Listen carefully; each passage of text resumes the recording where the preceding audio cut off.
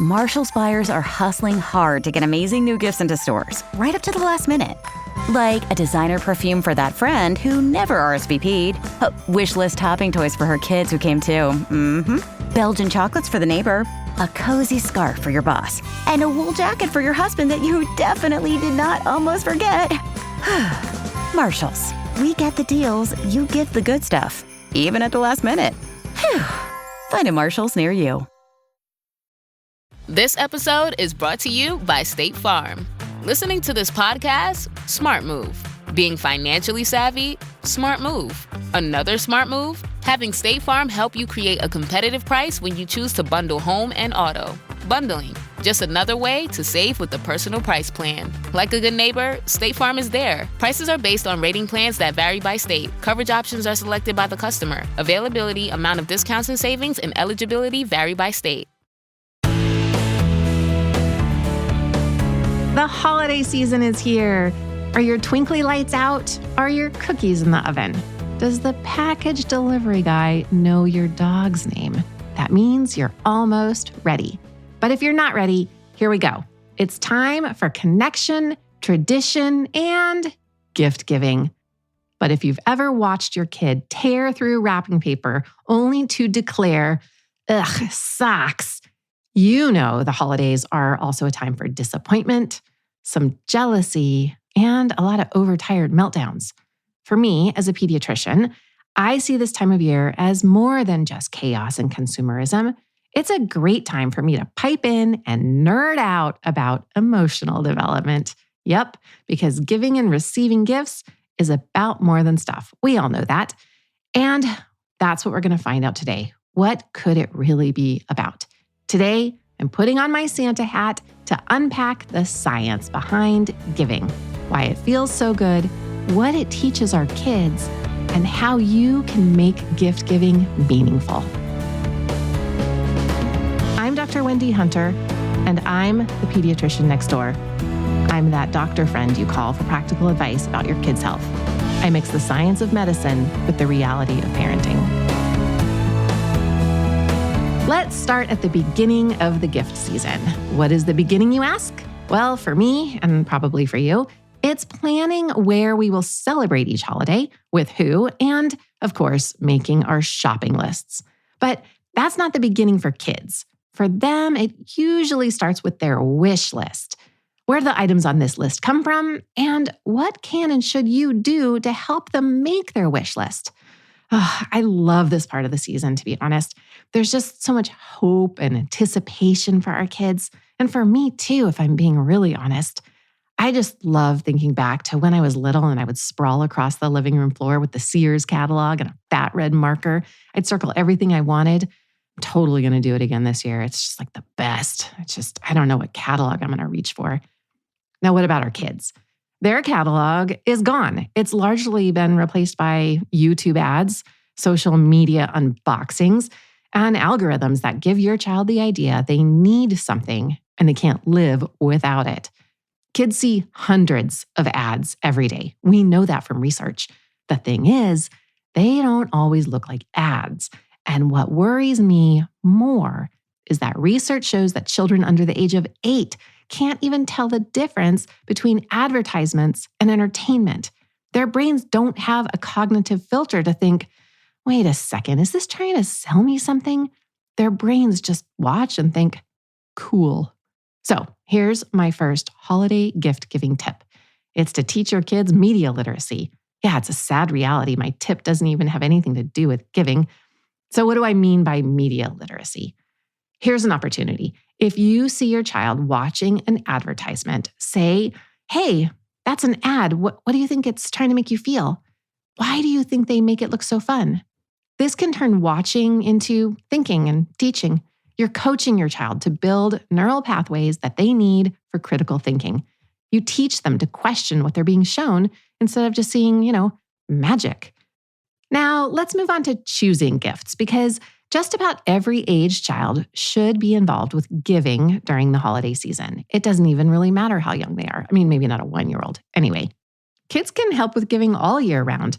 When we give something, whether it's a gift, a compliment, or our time volunteering, our brain lights up in the same reward regions as when we get a gift, and the same chemical cocktail that makes us feel love, connection, and calm floods our brain when we give something. I'm talking about neurotransmitters like dopamine, oxytocin, and serotonin. They all surge when we give our time, a gift, or even just a simple, heartfelt compliment.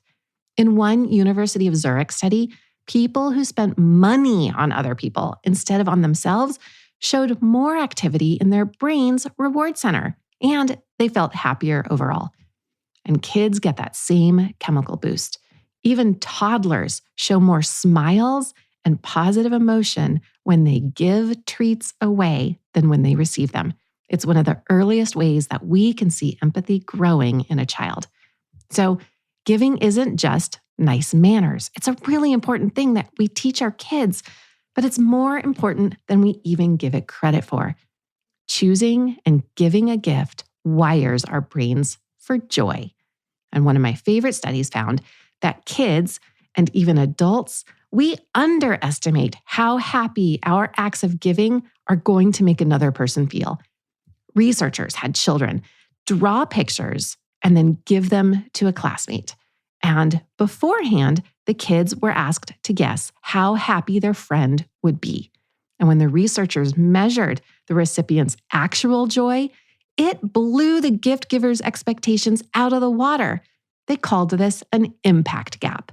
That difference between how happy we think we make a person and how much happier they actually are, that's an impact gap. And it's a beautiful teaching moment. After your child gives something, ask them, did you see how happy Jack was when you gave him that necklace you made? Did you notice his smile? If you want to go next level, you can also ask, what do you think your friend felt when you gave her the card you made?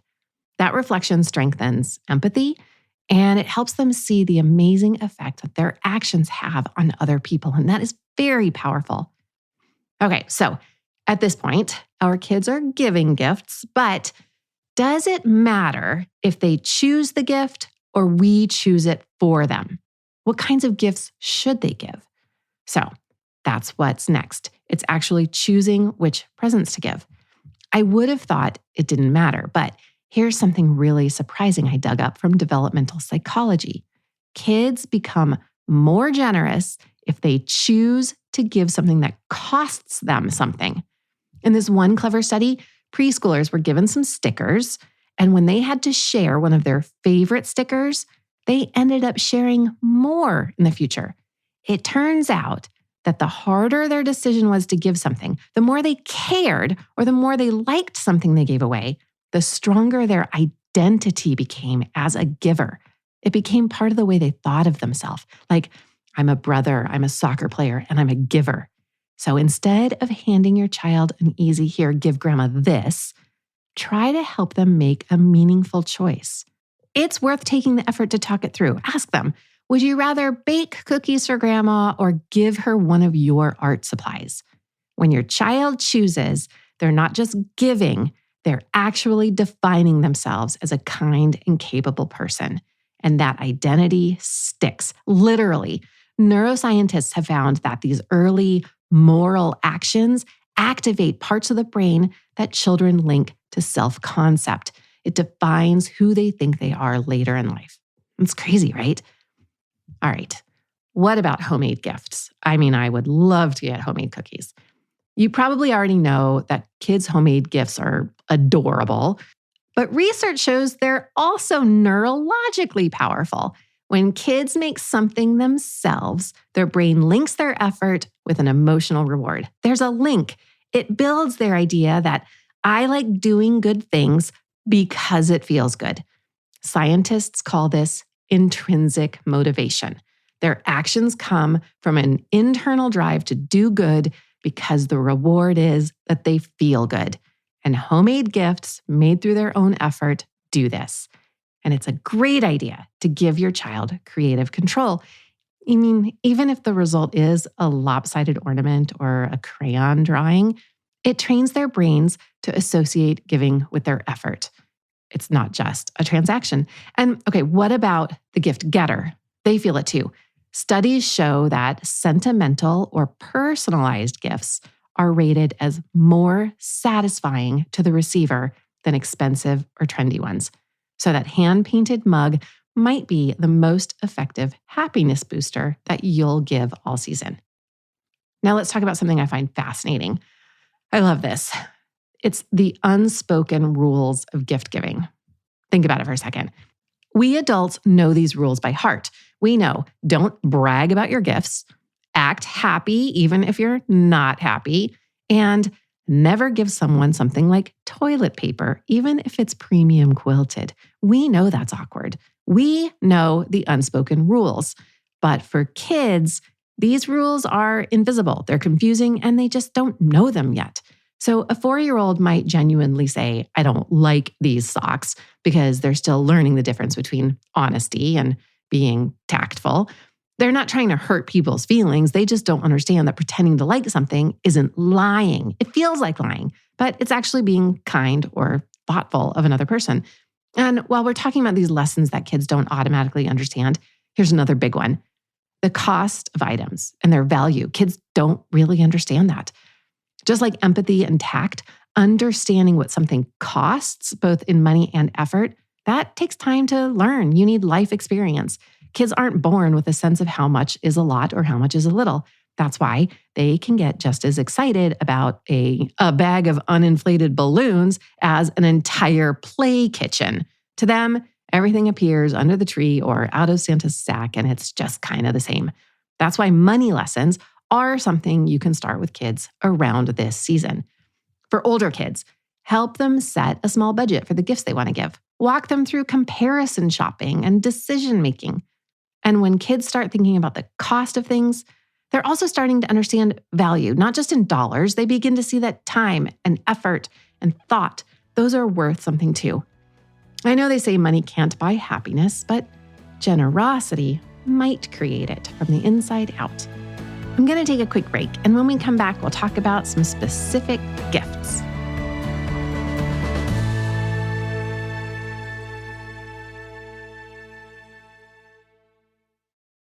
Have you ever wondered whether those colorful sports drinks actually hydrate you and are good for you? Here's the truth. Most of them are loaded with sugar and artificial ingredients your body doesn't need.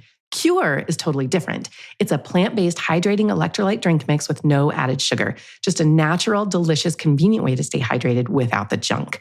Cure uses the same science-backed ratio of electrolytes that's proven to hydrate as effectively as an IV drip. That's why I trust it and why I drink it. I use Cure when I'm traveling and on long days when I realize I haven't had enough water.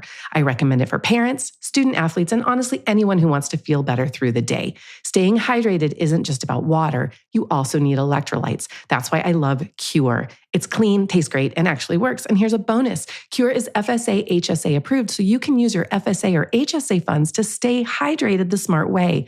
For Pediatrician Next Door listeners, you can get 20% off your first order at curehydration.com/Dr. Wendy. That's DRWENDY with code Dr. Wendy. And if you get a post-purchase survey, make sure to let them know you heard about Cure right here. It helps support the show. Don't just drink more water, upgrade it with Cure. Every holiday shopper's got a list, but Ross shoppers, you've got a mission. Like a gift run that turns into a disco snow globe, throw pillows, and PJs for the whole family, dog included. At Ross, holiday magic isn't about spending more. It's about giving more for less. Ross, work your magic. Experience a membership that backs your business journey with American Express Business Platinum. When you pay with membership rewards points for all or part of an eligible flight booked with a qualifying airline through Amex Travel, you can get 35% of those points back, up to 1 million points back per calendar year. American Express Business Platinum. There's nothing like it. Terms apply. Learn more at americanexpress.com/business-platinum. BJ's Wholesale Club makes holiday hosting so easy, we called in the ultimate host to talk about it. Mrs. Claus here. You think Santa has it tough delivering all over the world? Try cooking for hundreds of elves. Good thing BJ's offers low prices on all the menu must-haves, plus free same-day delivery on your first order of $100 or more. No more squeezing in trips to the store. The only squeezing here is the big guy into a suit after dinner. For terms, visit bjs.com/holiday and get the same great prices online as in club.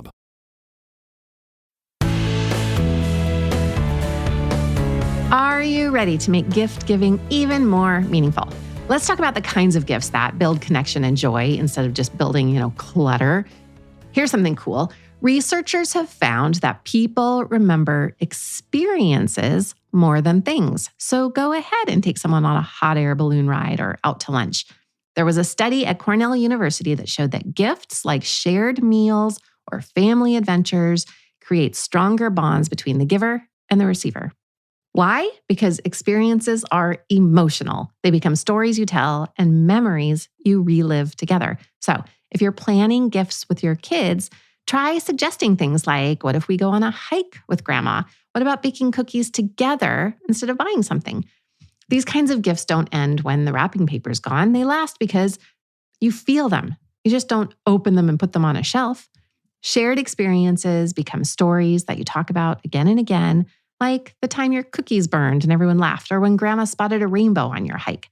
Those moments create emotional snapshots, and they stick in kids' memories and in grandma's memories like a photo, much longer than any toy or object.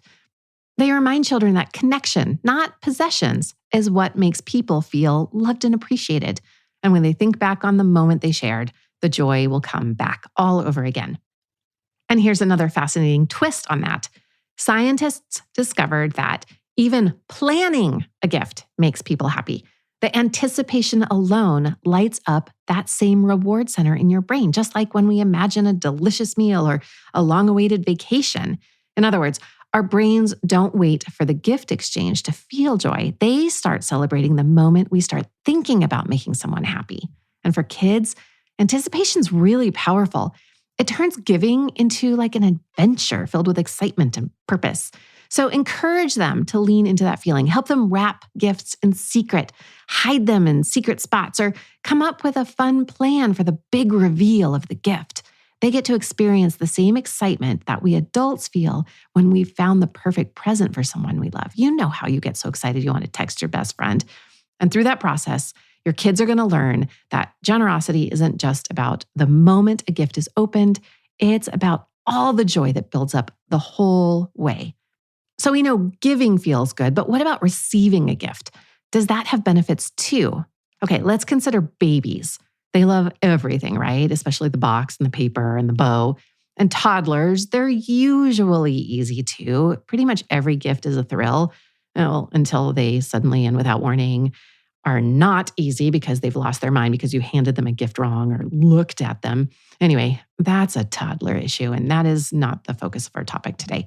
But by elementary school, have you noticed the pure joy kind of fades? These kids, they open a gift. If they're not excited about it, they don't really have a huge filter. And you start hearing things like, oh, clothes, thanks. Oh, this book, I already have this book. It's not them being rude. It's just their development. Kids at this age, they're concrete thinkers. They see things more than the thought that is behind the thing. So here's my big tip. Teach these elementary school kids that every gift is a thought.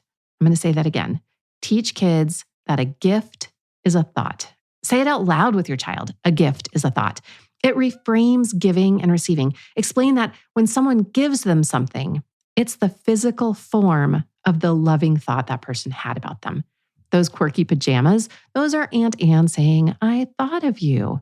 Even if the gift is frankly lame or weird, it's still the physical manifestation of care that someone feels. So when your child says, ugh, socks again, just gently reply, oh, Aunt Anne must have thought you'd look great in those, and wink. Your child will get it. Which brings me to my next point. Gift giving is a type of a social signal. It teaches kids how to read the room. It teaches them how to look at other people's emotions and even predict how someone might react. When your child gives a gift, talk with them about it afterward and ask what they noticed.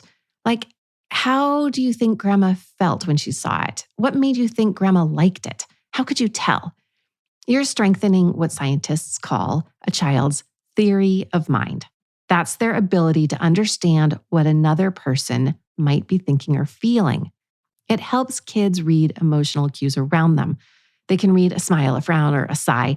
When kids practice noticing how other people react, like seeing someone light up after getting a wonderful handmade gift, they start to connect the dots between what they've done and how someone else feels. And that skill helps kids navigate friendships, handle conflicts, and learn how to show compassion in real life situations, like on the playground.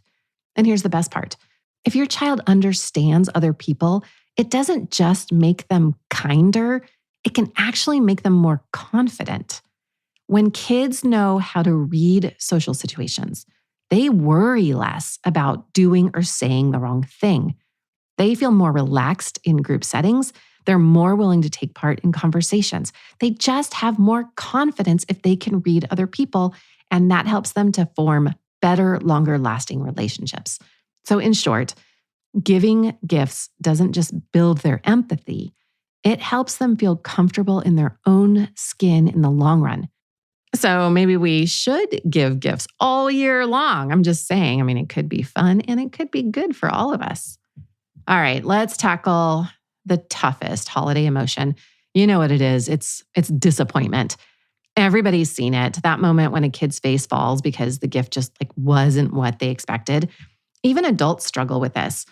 Disappointment is your brain kind of noticing a mismatch between what you had expected and hoped for and what really happened. And kids feel it really intensely because their emotional regulation systems, that's their prefrontal cortex, it's not working yet. So when disappointment happens, take a breath, be gentle, and maybe just ask a question that can help guide your child through their feelings. Ask, I see you're disappointed. What were you hoping for? Is there still something about this gift that you enjoy or makes you feel loved? This helps kids to process their feelings instead of pushing their feelings away.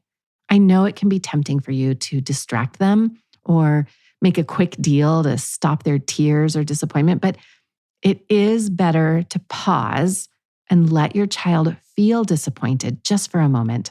Sitting with those emotions teaches them that big feelings are okay, and it teaches them that they can handle disappointment. Each time they do, they're going to build more resilience. Because life and gift giving is full of imperfections. I know this is really challenging because it really hurts to see your child sad, but help them sit with their sadness just for a moment. Okay. Are you ready to take generosity to the next level? We've talked about how giving lights up the brain and makes us all feel good, but now let's zoom out. The real magic happens when kids start to realize that when they're kind, it goes beyond themselves. It's when generosity turns into something bigger. It's the way we make the world a kinder place. So whether it's sharing a snack with one of their classmates or donating toys or helping a stranger, these kinds of moments show kids that being generous isn't just about creating happiness. It spreads. It's contagious. One thoughtful act sparks another, and that creates a ripple effect. And one of the best ways to help kids truly understand this is to let them see what it does in real life. Take them shopping for a toy drive and drop the toys off. Let them choose a charity that you donate to. Even better, have them wrap the toys, write the note, and of course, I said, deliver it themselves. When kids witness someone else's excitement and gratitude, or even if they just imagine it, that builds empathy. They start to understand that their actions have meaning, and that's when this lesson clicks. They learn what I do makes a difference for someone else, and when they feel that sense of purpose, they will want to keep giving. Not because they have to, but because it makes the world feel brighter. And now the last step of the season. So the holidays have wound down. The chaos of wrapping paper and sugar highs is gone.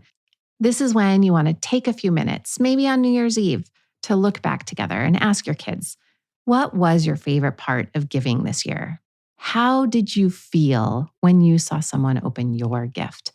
From a brain science point of view, this is where the real magic happens. When we talk about those happy moments, it helps the brain save them, like hitting the favorite on a photo button in your memory. And the best part, the more kids remember their warm, fuzzy feelings, the more likely they'll want to do it next year. So whether you're wrapping gifts, baking cookies, or bracing for the annual toy avalanche, remember, you're not just managing the holidays, You are shaping your child's heart, and that's awesome. Hey, if this episode brought a smile to your face or a new idea to your parenting toolbox, I would love it if you could leave a rating and review for the Pediatrician Next Door on Apple Podcasts or Spotify. It's a little act of giving that would mean a whole lot to me. Happy holidays. For more from the Pediatrician Next Door, find me on the web at pediatriciannextdoorpodcast.com. If you've got a question about the weird things kids do, send an email to hello@pediatriciannextdoorpodcast.com for a chance to hear your voice on the show. I'm Dr. Wendy Hunter, and I'm the Pediatrician Next Door. This show is produced by Red Rock Music. Make sure to subscribe and leave a review wherever it is you're listening. I'll be back next time with more.